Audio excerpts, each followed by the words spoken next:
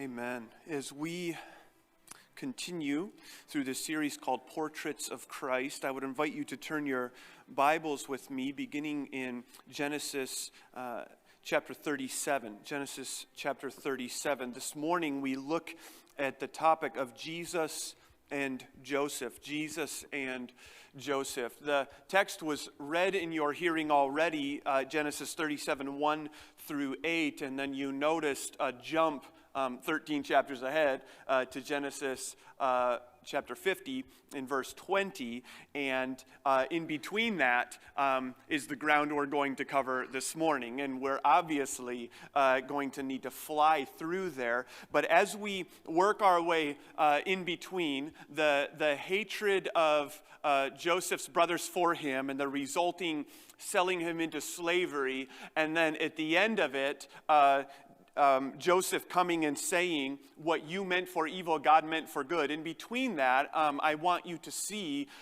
this big idea. God's sovereign purposes bring about God's saving plan. God's sovereign purposes bring about God's saving plan.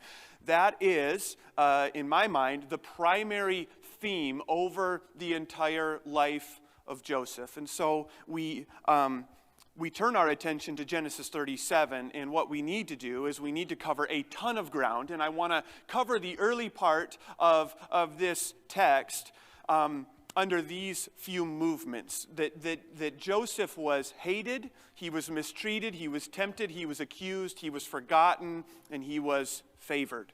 Hated, mistreated, tempted, accused, forgotten, and favored. Now, if you take notes, of course, you're writing that down. If you don't take notes, fine. I'm just helping the note takers. And so first, you notice that he was hated. He was hated. We look at Genesis 37.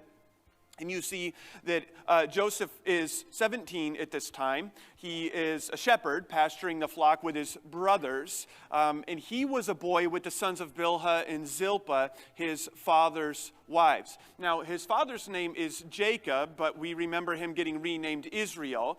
And we remember all of the dysfunctionality around Jacob. And lots of wives and lots of dysfunctionality. And so Joseph is his son, his youngest son. We look, Joseph brought a bad report of these other brothers to his father. Verse 3. Now, Israel, that's Jacob, he got renamed, we remember that from a wrestling match, loved Joseph more than any other of his sons because he was the son of his old age. So we see this kind of theme in Jacob's life or Israel's life. Remember, he loved Rachel more than Leah, and now he loves Joseph more than his other sons. That is, you might say, setting Joseph up for some animosity between he and his brothers, and it absolutely does. Verse 4, when his brothers saw, so his dad makes him a robe of many colors, the famous robe of many colors. Verse 4, when his brothers saw that their father loved him more than all his brothers, they hated him and could not speak peacefully to him. So they already, and number one, Joseph was hated. They hate him because their father loves him more than all of them. We keep reading. Joseph has a dream, and he tells his brothers about the dream, and they hated him even more. And then he says, here's the dream. There's these sheaves, which are like bundles of grain that are stacked up. And all the sheaves bow down to me. And they're like, we don't like that very much. So they hated him even more for his dream. Then we read again, verse 8. They hated him even more for his dreams and for his words. Because the whole idea of the dream is, he has two of them, but the whole idea of the dream is that I am going to rule over you. Like, that's the point of the dream. So he's already dad's favorite. He's got a fly coat of many colors. And then he's like, hey, and I got a dream here. Let me tell you about it. All of you will bow down to me. And they're like, we hate you. So he dreams another dream, and he tells this one to his brothers, verse 9, I've dreamed another dream. And they're like, oh, good. Behold. Now remember, before it was sheaves, behold, the sun, the moon, and 11 stars were bowing down to me. And he tells his father that. And his father even favorite though he may be, rebuked him and said to him, "What is this dream that you have dreamed? Shall I and your mother and your brothers indeed come to bow ourselves to the ground before you?" And his brothers were jealous of him, but his father kept the saying in mind. Now, it's interesting that preachers and commentators do a lot with Joseph's dreams by way of Joseph's motivations. Like he's arrogant or he's this or he's that. I'm not convinced that he's being arrogant here. I think he's being a teenager here. A 17-year-old. And I don't know if you remember being 17, but I do remember being 17. And my brain was not fully developed by then, and neither was yours. And so I think what you have here is Joseph is just being a teenager, and he's his dad's favorite, but that's not his fault. And yeah, he had these dreams, and he's not very tactful in how he gives the dreams to his brothers and to his parents, but he had the dreams. The dreams were from the Lord, and so I don't get the same sense of arrogance here from him that perhaps I had in the past when I've studied this text. And I don't think what you have here is arrogance. I think you just have, he's just a little naive. So he's hated. And that hatred gives way to him being mistreated. So his dad, let me catch you up. His dad is like, your brothers are out in the pasture. Why don't you go find them and check on them? So that's what he's going to do. So Joseph goes out and he's looking around for his brothers because they're shepherds and they go where the flock goes and they go where the grass is good. And in verse 18 of Genesis 37, he's out and he hears about where his brothers are. They're at Dothan, so he heads over there to go and meet them. Verse 18. They, that is these brothers who hate him, saw him from afar, and before he came near to them, they conspired against him to kill him. So like they really hate him. Verse 19. They said to one another, "Here comes this dreamer. Come now, let us kill him and throw him into one of the pits. Then we will say that a fierce animal has devoured him, and we will see what will become of his dreams." So essentially, if you want to say they're going to betray him, and they're going to throw him down into this pit, and then the plan is to go back and deceive their father, right? We'll just say an animal killed him. Verse 21. But when Reuben heard it, he rescued him out of their hands, saying, "Let us not take his life." And Reuben said to them, "Shed no blood. Throw him into this pit here in the wilderness, but do not lay a hand on him." And then we're told Reuben was saying that so that he might rescue him out of their hand to restore him to his father. Reuben is a good dude. Like he doesn't care too much for his little brother, but he's like, listen, we don't need to kill him. So throw him in the pit, and then we'll, I'll come back and rescue him later. Verse 23. So when Joseph came to his brothers, they stripped him of his robe. That word stripped actually like could also be said like they skinned him. Like it's a rough treatment. They grab him. It's like they rip his robe off of him. They skin him in that sense. Verse 24. And they took him and threw him into a pit. The pit was empty. There was no water in it. So it's not a well, it's a cistern. It's dug into the rock. It will hold water, but it's not holding water right now. That's what you have going on there. And then they sit down and eat. So they're like, we've done that. Let's eat some food. And then what they end up seeing is they end up seeing a group of Ishmaelites. That's Ishmael from back with Hagar, if you remember that. And so here comes these people, these traders, and they're headed down to Egypt. And the brothers are like, I got a good idea. Instead of killing him, let's just sell him. So they sell him to these slave traders. The slave traders take him down to Egypt. Reuben comes back, and he's like, holy smokes, my brother's gone. And so that's how that goes. Now, you can go read all of that, of course. I need to speed up. They end up telling their father, they dip Joseph's coat of many colors into some goat's blood, take it back to the father, deceive him, and then we catch up with Joseph again down in chapter 39. It says in verse 36 of 37, the Midianites, another word for Ishmaelites, had sold him in Egypt to Potiphar, an officer of Pharaoh, the captain of the guard. So Potiphar is a big deal in Egypt, and that's where these Ishmaelites sell Joseph. So that you got it now. The brothers hate him. They mistreat him. They deceive their father. The father, Jacob, Israel, thinks he's dead. And Joseph, meanwhile, is down at Potiphar's house. Genesis chapter 39. Now, what I want to hear right now is pages turning, and I heard about 3 of them. Maybe all of the rest of you are on your phones, I'm not sure, but Genesis 39. So Joseph's down in Egypt. Verse 6, Joseph was handsome in form and appearance. And this is the third movement. Joseph is tempted. Joseph was handsome in form and appearance, and after a time his master's wife cast her eyes on Joseph and said, "Lie with me."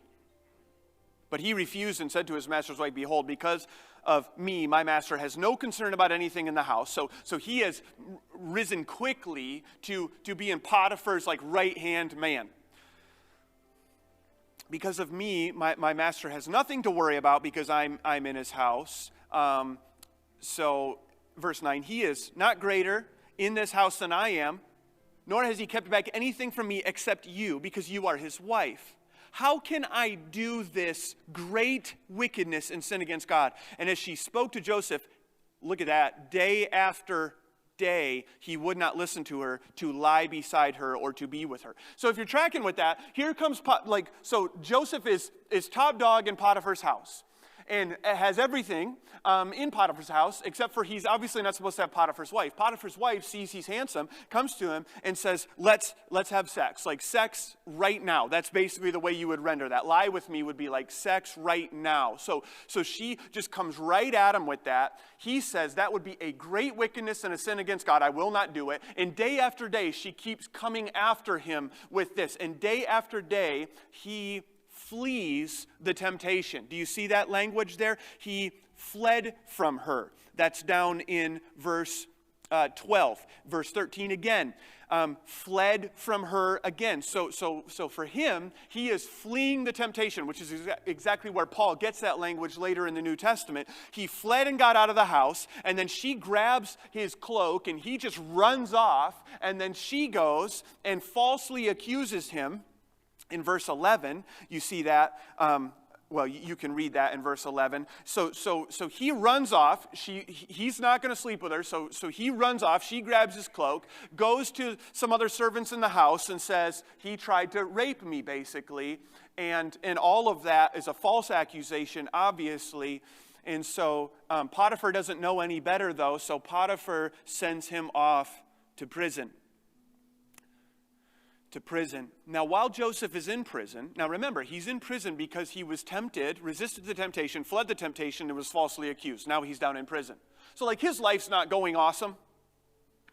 Hated by his brothers, mistreated by them, sold into slavery down in Egypt, works hard for Potiphar, gets falsely accused, tempted and falsely accused by Potiphar's wife, and now he's in prison. Chapter 40. While he's in prison, he again rises to the top, and now he's in charge of all the inmates. He's one of the inmates, but he's in charge of all of them.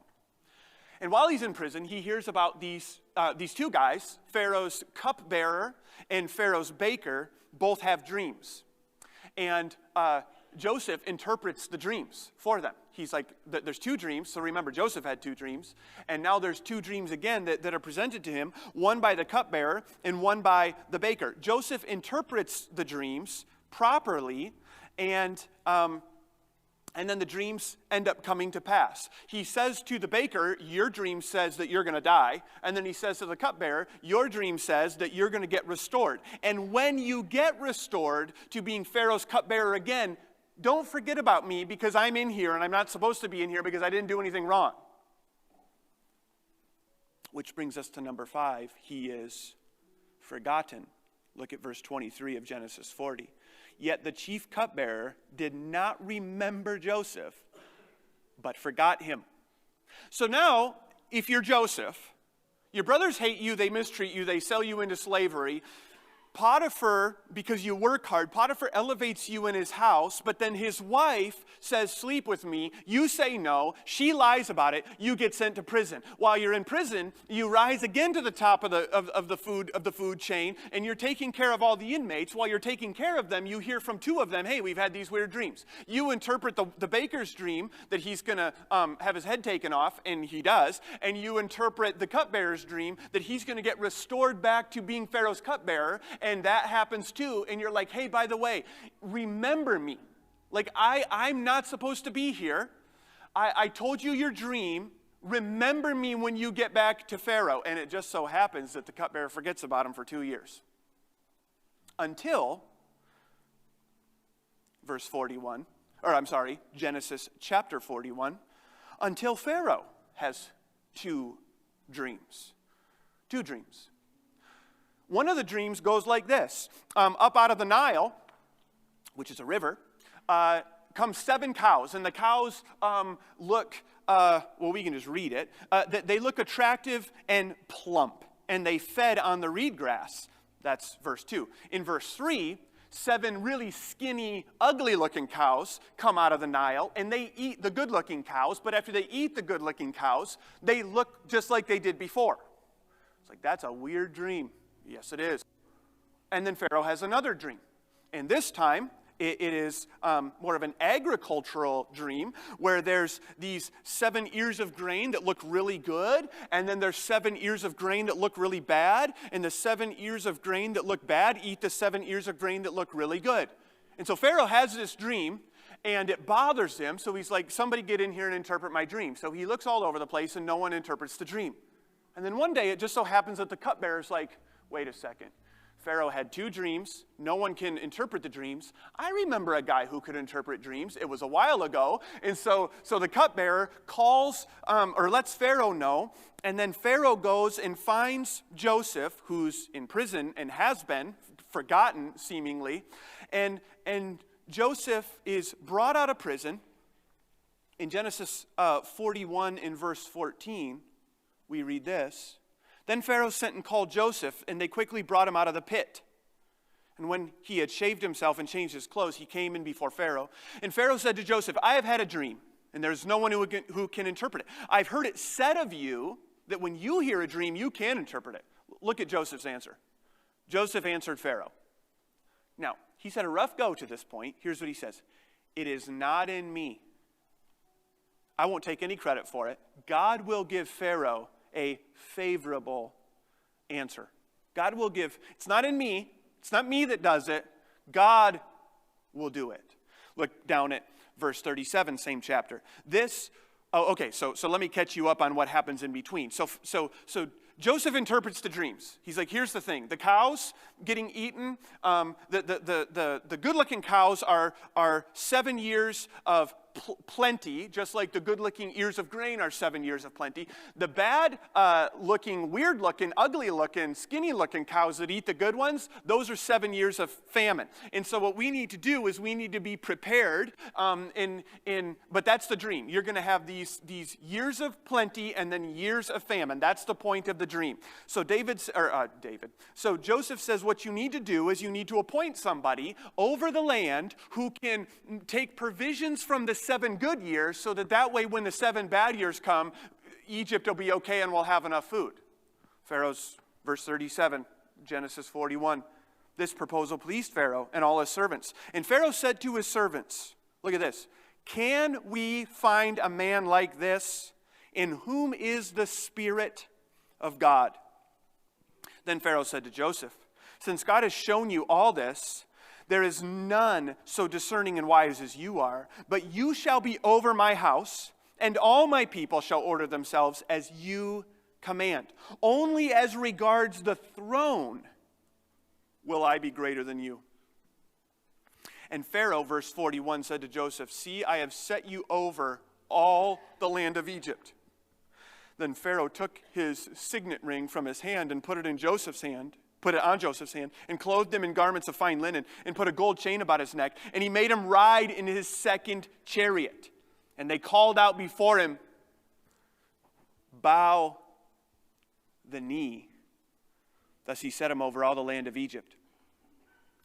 So if you're getting that picture, Joseph has these 2 dreams, and in the 2 dreams, everybody's bowing down to him. Then his brothers are like, we hate you because of your dreams, and we hate you because our dad loves you more than us. So we're going to mistreat you, and we're going to sell, and we're going to betray you, and we're going to sell you as a slave down in Egypt. Well, first we're going to murder you, but then Reuben is like, hey, let's not murder him, so then let's just sell him instead. So they do. And he ends up down in Potiphar's house, and he rises up in Potiphar's house, and then Potiphar's wife does what she does. So then he goes to prison, and he rises up in prison, and then the cupbearer forgets about him. But then 2 more dreams come, and now he is literally right-hand man of Pharaoh himself. He rides in Pharaoh's second chariot. And you'll notice that when he rides in Pharaoh's second chariot, there's a guy whose job is to go out in front of him and say, bow down. And as Joseph rides by, everybody bows down. So he was, to review, hated, mistreated, tempted, accused, and forgotten. But in all of that, number 6, he was favored, clearly favored by God in all of this. And you see that in the way that Pharaoh interacts with him. Now, so let's set the stage. So the famine has come now. The famine has come. That's verse 56 of 41. The famine had spread over all the land. And Joseph, because he had kept a bunch of the grain back from the 7 good years, he now opens up all the storehouses and sold to the Egyptians because the famine was severe in the land of Egypt. All the earth came to Egypt to Joseph to buy grain because the famine was severe over all the earth.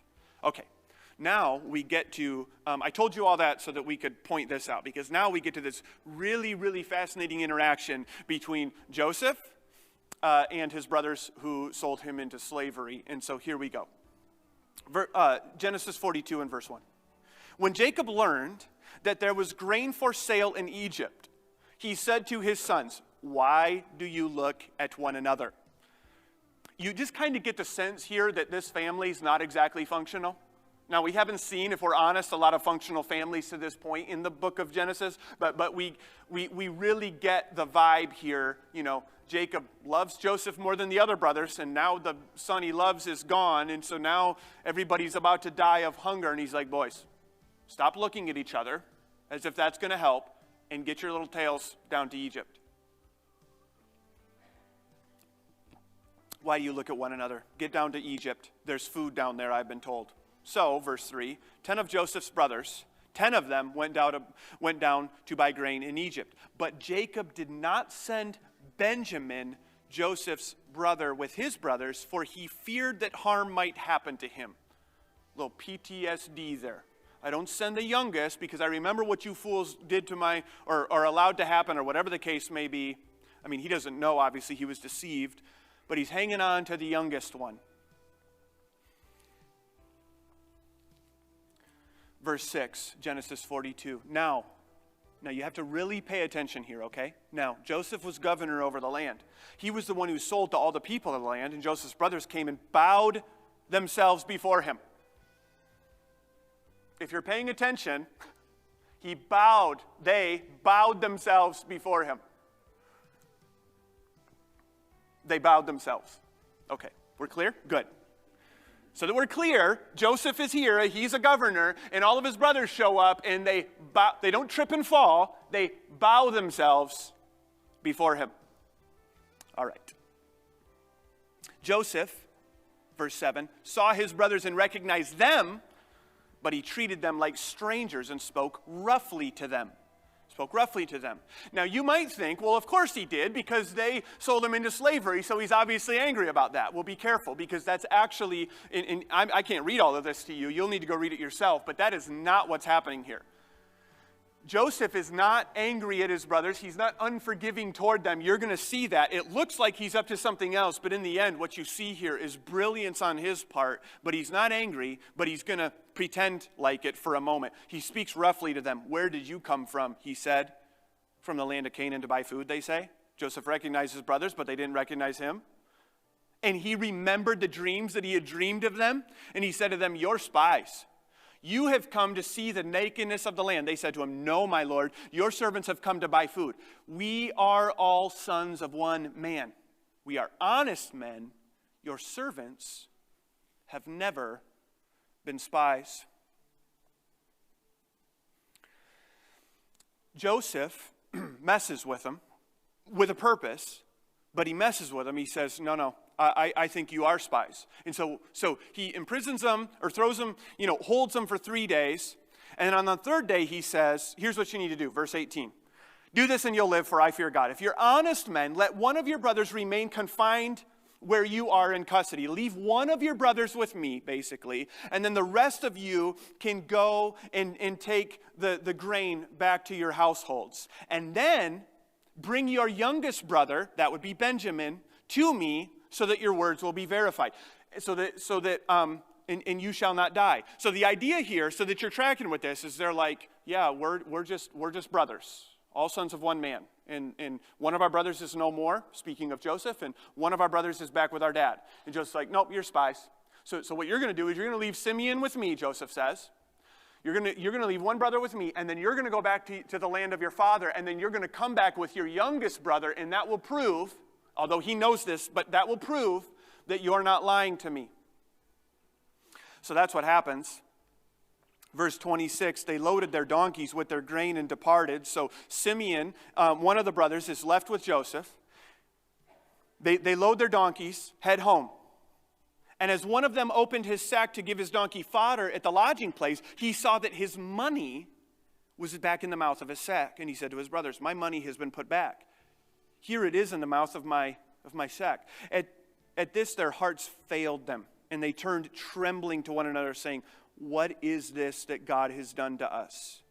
When they came to Jacob, or Israel, that's their dad, in the land of Canaan, they told him all that had happened to them. Watch this. The man, the Lord of the land, they're like, Dad, we're back. And Dad's doing math here. He's like, 1, 2, 3, 4. Yep, one of you, we're one short. And I've lived this before. We're one short. So Dad's a little agitated. They're like, Dad, listen, we met this dude down there. And he spoke gruffly to us, and he said we're spies. But we said to him, we're not spies, we're honest men. We've never been spies. We're 12 brothers, sons of our father. One is no more, speaking of Joseph, ironically, and the youngest is this day with our father in the land of Canaan. Then the man, the Lord of the land, Dad, he said this to us. He said, by this I'll know that you're honest men. Leave one of your brothers with me and take the grain for the famine of your households and go your way, and then come back with your youngest brother to me, and then I'll know you're not spies. And I'll deliver your brother to you, and you will be able to trade in the land. Well, Israel, Jacob, is not having it. He does not like the proposal of, yeah, hey, Dad, we lost Joseph and we just lost Simeon. Give us Benjamin and it's all going to work out. Dad's like, nope, we're not doing that. Jacob says as much, verse 38, my son will not go down with you because his brother is dead and he is the only one left.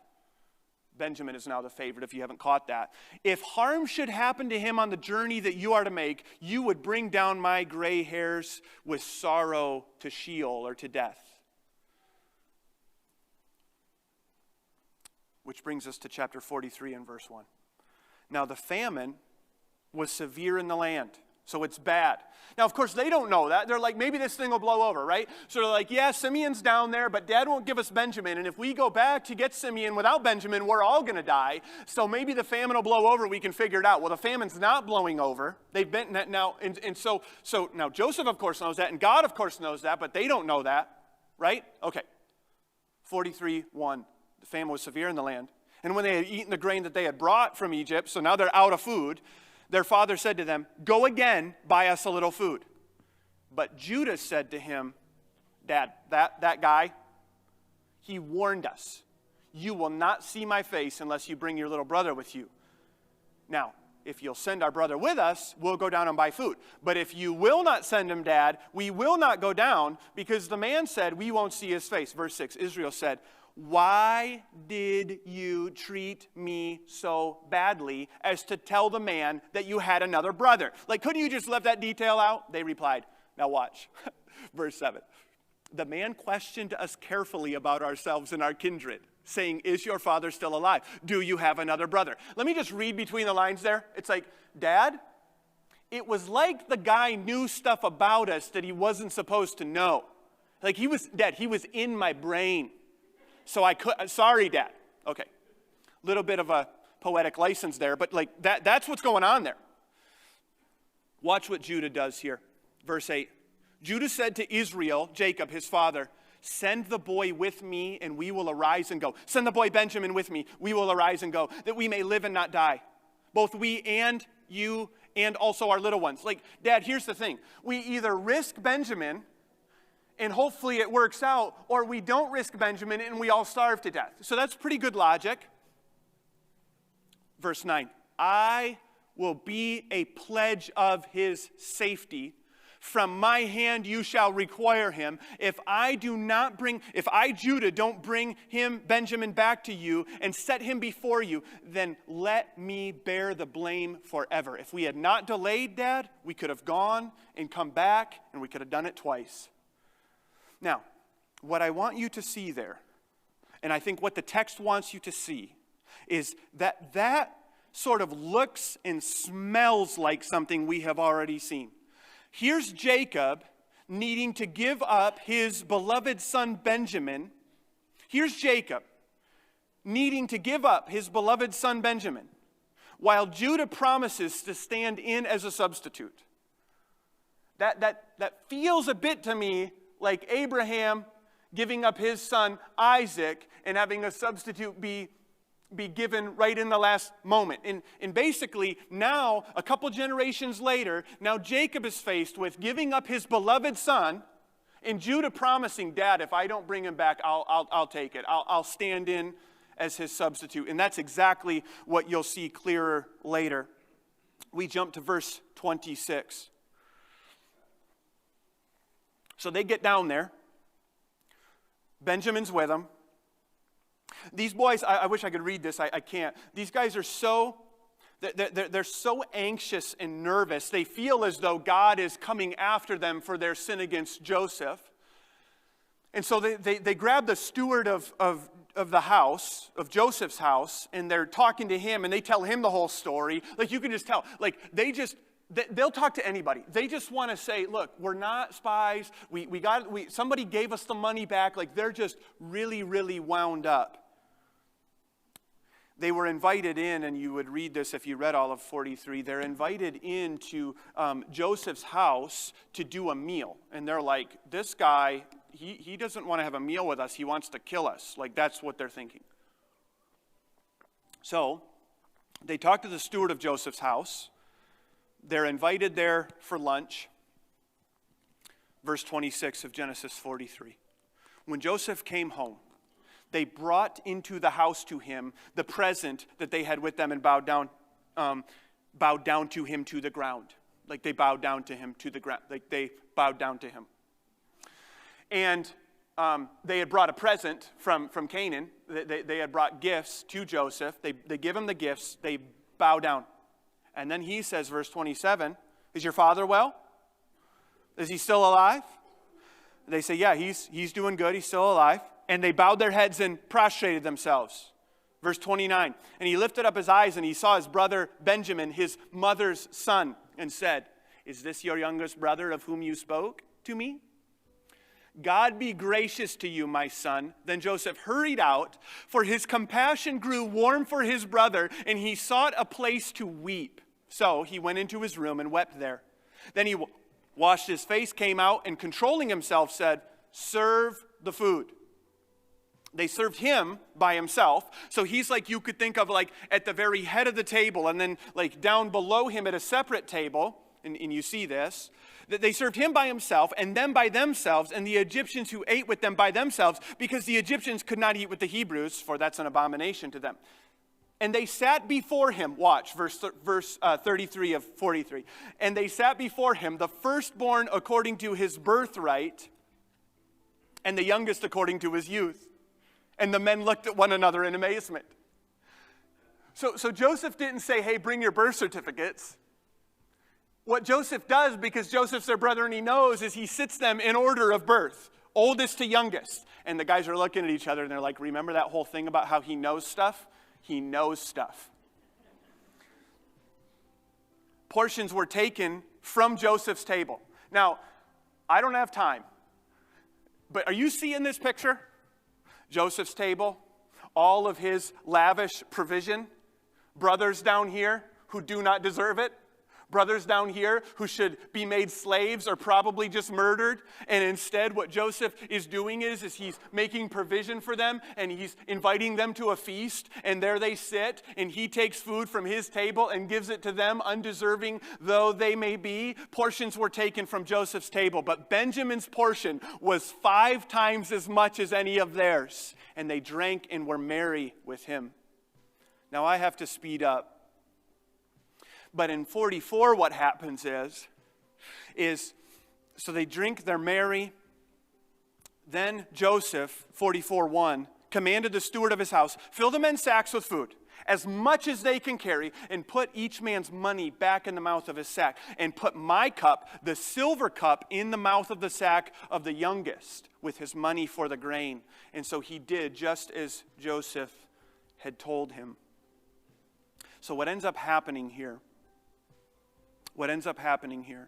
is Joseph, they think they've had a good meal. Now they're headed back home with their food and their provision. Joseph says, put the money back in their sacks and then put my silver cup in Benjamin's bag. Now he set that up. So the brothers leave. Benjamin, everybody leaves. And then Joseph has his steward run him down. And the steward's like, why would you guys treat us the way that you have? We have been so gracious and kind to you, and you have the audacity to steal my master's cup? And they're like, we didn't steal his cup. We didn't take that. In fact, if you find it here, just kill the one that took it, enslave him, whatever. We didn't do it.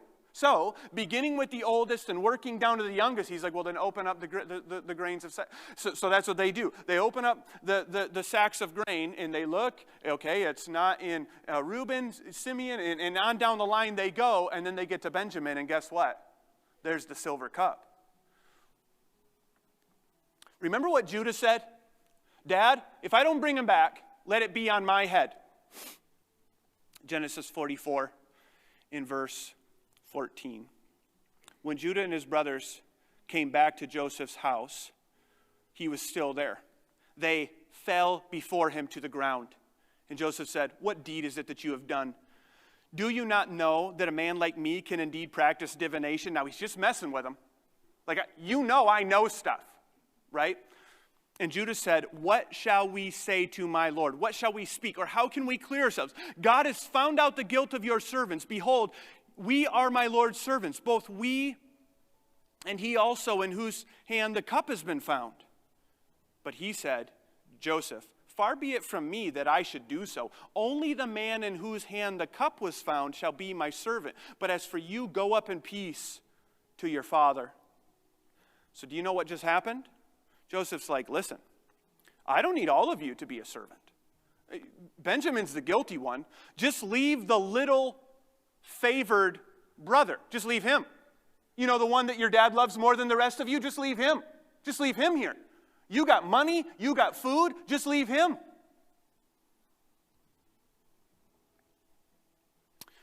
Judah approaches him in verse 33 of Genesis 44 and says, now therefore, please let your servant, me Judah, remain instead of the boy as a servant to my Lord, and let the boy go back with his brothers.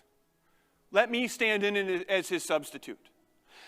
Now, the reason I say to you is that Joseph has not been being vindictive with his brothers to this point is because right now, what he's about to do is he's about to say, hey, by the way, it's me. But before he does that, he is just like otherworldly genius level here. He's testing them. With Simeon, it's like, look, you got all your money, you got all your stuff back, just leave your brother imprisoned, and you guys just go back and forget about him. And they won't do it. And then with Benjamin the youngest, Benjamin the father's favorite, it's like he triggers their jealousy instinct by saying, here's 5 times the food that everybody else gets. So they're all looking at him, and that would make them jealous. And then he puts the silver cup in there, and all they have to do is just leave. Benjamin's guilty. Benjamin's the favorite. We're jealous of Benjamin, and that's all they had to do, but they won't do it, even to the point of Judah saying, look, I'll die in his place. I'll stay in for him. I'll stand in for him. I'll be a slave so that he can go free. Now, do you remember what I said? The sovereign purposes of God bring about the saving plans of God. And I have to really speed up here. So number one, the sovereign purposes of God. Look at 45 and verse 4. So I realize that in a sermon like this, some of you are like, I've been gone for a while. Okay, I get it. You've been gone for a while. We've covered too much ground. You're not that into it. Fine. What you have to do now, though, is you have to get your brain and your eyeballs back in the text. So I'm going to give you a second. Genesis 45. Genesis chapter 45. Then Joseph could not control himself before all those who stood by him. He cried. Because his brothers have changed and he's been restored to them. Make everyone go out of here. So no one stayed with him. And Joseph made himself known to his brothers. And he wept aloud so that even the Egyptians heard it. And the household of Pharaoh heard it. And Joseph said to his brothers, I am Joseph. Is my father still alive? But his brothers could not answer him, for they were dismayed at his presence. Now they're like, we are in trouble. This cat's been playing with us this whole time, and now we're all going to die. So Joseph said to his brothers, come near to me, please. And they came near, and he said to them, I am your brother Joseph, whom you sold into Egypt. So it's not like I forgot about it. So this is, I don't have time for this, I'm just going to say, this is what we do sometimes. We're like, oh no, it's cool, let's not even, no, the elephant in the room is, I'm Joseph, and you sold me into Egypt, and you know that, and I know that. So let's just get that out here. We both know. Verse 5, and now do not be distressed or angry with yourselves because you sold me here. For God sent me before you. God sent me before you to preserve life. For the famine has been in the land these 2 years, and there's 5 more coming, and there will be no harvest. In verse 7, and God sent me before you to preserve for you a remnant on earth, and to keep alive for you many survivors. So it was not you who sent me here, but God. The sovereign purposes of God. Now you jump over to Genesis chapter 50, and I really want your pages to turn now. What happens is there's a happy family reunion. And Joseph sends for Israel, and Israel comes, and they're given the land of Goshen to live in, and it's, everything is awesome. And now the curtain in Genesis 50 is about to drop on the book of Genesis, on the life of Joseph. Jacob dies, Israel dies. Genesis 50, verse 15. When Joseph's brothers saw that their father was dead, they said, it may be now that Joseph will hate us and pay us back for all the evil that we did to him. True or false, they did a lot of evil to him. True. So they sent a message to Joseph saying, your father gave this command before he died. Say to Joseph, please forgive the transgression of your brothers and their sin because they did this evil to you. See, Joseph got over what they did. They haven't gotten over it yet. That's how it goes sometimes. And now please forgive the transgressions of your servants of God, of the God of your father. And Joseph weeps again. And then they come, the brothers, and fall down before him again. They bow down before him again. They say, we're your servants. But Joseph said to them, verse 19, don't fear. Am I in the place of God? God will punish you if he wants to for your sin. That's not my job. Now watch, verse 20, Genesis 50. As for you, you meant evil against me. You hated me. You mistreated me. You sold me into slavery. You betrayed me. You murdered me in your hearts. You meant it for evil. God meant it for good. Meaning that you hated me in your hearts, and God was sovereign even over that because he has sovereign purposes that cannot be thwarted. God's sovereign purposes cannot be thwarted because God's sovereign purposes bring about God's saving plan. Now, do you understand how that works? If Joseph doesn't get down to Egypt and rise to the place where he rises and interpret the dreams and go to prison and Potter and all of those things, if that doesn't happen, guess what? Famine comes and who dies? Everyone. Everyone in the promised line of the seed of the woman dies. Over. No hope. And yet God has sovereign purposes, even in the midst of the brothers' sinning hearts. God's sovereign purposes give way to God's saving plan. Now, what you must see is that God's saving plan was not just a saving plan to save Joseph's undeserving brothers. And you catch this glimpse very beautifully in chapter 49 in verse 8. Chapter 49 in verse 8. So now Jacob is nearly about to die, and he's going to bless his sons. How many sons does he have?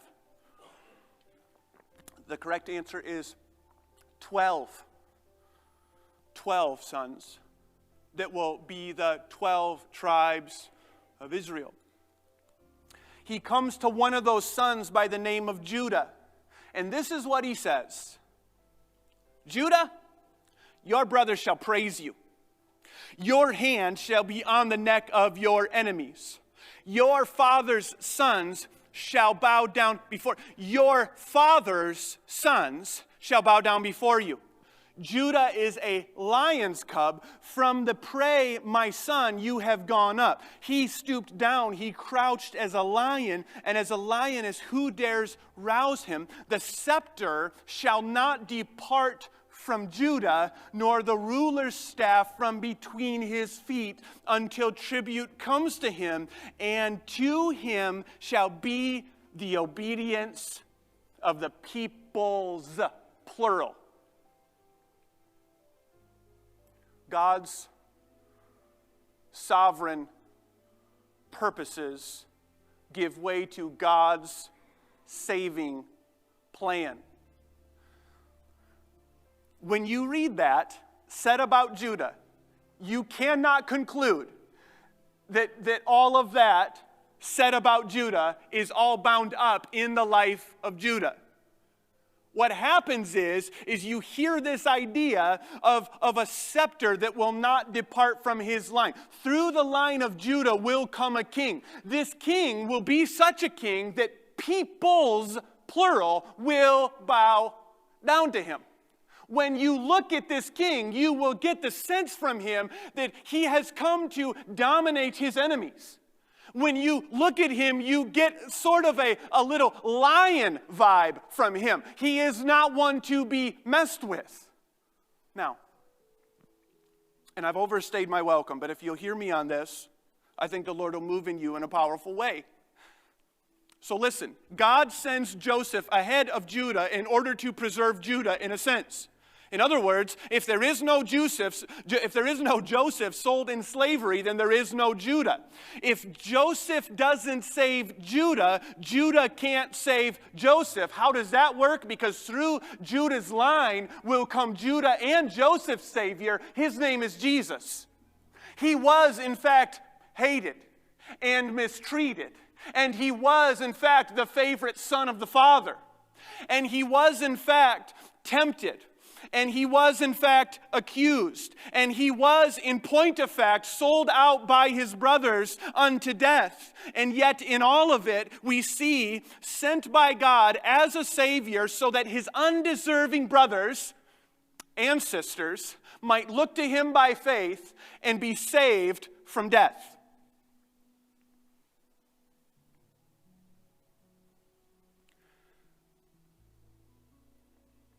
Which brings me to these two final conclusions. This is just a very small aside, but I want you to see it and I want you to study it for yourself. God was with Joseph, both in Potiphar's house and in prison. You need to go read that. God was with Joseph in Potiphar's house, where he was just absolutely living the dream, and in the pit of prison. He was with him in both. Now, if you only have categories of God being with you when everything's going well, then you will not have a category of God being with you for very much of your life. But if God is with you and working his sovereign purposes out, both in Potiphar's house, when the sun is on your face and the wind is at your back, and while you're in prison, unjustly accused and wrongly held there, then you're now believing in the God of the Bible, not a God of your fabricated imagination. That's one. Two, and I don't even have time to point all of this out, but I'll just say it. You have not sinned your way out of usefulness to God. Judah is a train wreck. So are all the other brothers. So was Jacob, Israel. So was Abraham. So was Isaac. So you have not sinned away your usefulness to the sovereign purposes of God. Is that a license to sin? Oh, so shall we sin that grace may abound? Absolutely not. If that's how you hear that, you're not a Christian. You have bigger problems. You have not sinned away your usefulness to God. But Alex, you don't know what I've done. You have not sinned away your usefulness to God. But Alex, you don't know who I am. But you have not sinned away your usefulness to God because He is so sovereign as to work a sovereign purpose to ultimately bring about your salvation even through your own sinfulness. Who are the people that run the fastest to Jesus other than the people that know themselves to be great sinners? You've not sinned away your usefulness to God. You meant it for evil. Of course you did. You're a sinner. And God meant it for good, which means He will use it to bring about His glory, your joy, your salvation. You have not sinned away your usefulness to God. Father, we praise You for this Son of Yours, this Lion of the tribe of Judah who has come, sent before You, mistreated, wronged, hated, sold out, ultimately condemned to death, is a means of our forerunner to defeat death in our place and bring us into Your presence forever. God, we thank You that Your sovereign purposes, Your unthwartable, unshakable, immovable, sovereign purposes break way and give to Your saving plan. Your saving plan that has been seen so clearly and so beautifully in the life, not ultimately of Joseph, but that of Jesus. God, would You give us the gift of faith to trust in Him, to fling ourselves upon Him, to run to Him, and to receive from Him a seat at a table and a feast that we do not deserve, but You graciously give. We pray these things in the name of Jesus. And the church said,